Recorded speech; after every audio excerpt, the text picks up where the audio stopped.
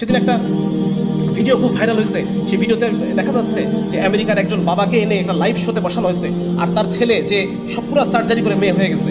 সেই ছেলেটা মানে এমন যে লম্বায় 6 ফিট, এরকম কাঁধ প্রশস্ত, মাসল, মানে পুরো একটা শক্ত সমর্থ পুরুষ। সে মেয়েদের পোশাক পরে, সে মেয়েদের মতো বড় চুল নিয়ে এসে বাবার সামনে চেয়ারে বসলো। সেই ছেলেটাকে দেখে বাবা হু হু করে কান্না করতেছে যে আমার সন্তান এরকম হয়ে গেল, আমি বাবা হিসেবে ব্যর্থ যে আমি আমার সন্তানের কাছে আইডল হতে পারলাম না। আজকে এইভাবে কান্না করার জন্য আপনারা প্রত্যেকে প্রস্তুত হন। আজকে এই ভিডিও যে যেখান থেকে দেখতেছেন, যার বাসায় সন্তান আছে, আমার একটা ছোট্ট বাচ্চা আছে, 7 বছর 4 বছর, আমি জানি না আমি তাদেরকে কোন দুনিয়ায় রেখে যাচ্ছি। আমি জানি না আমার মৃত্যুর পর আমার সন্তান সে কি হয়ে যাবে, আমি জানি না। সে কি আসলে মুসলমান থাকবে, সে কি আসলে নারী থাকবে, আমার মেয়ে শিশুটা কি নারী থাকবে কিনা, আমার ছেলে শিশুটা পুরুষ থাকবে কিনা, আমি বলতে পারতেছি না।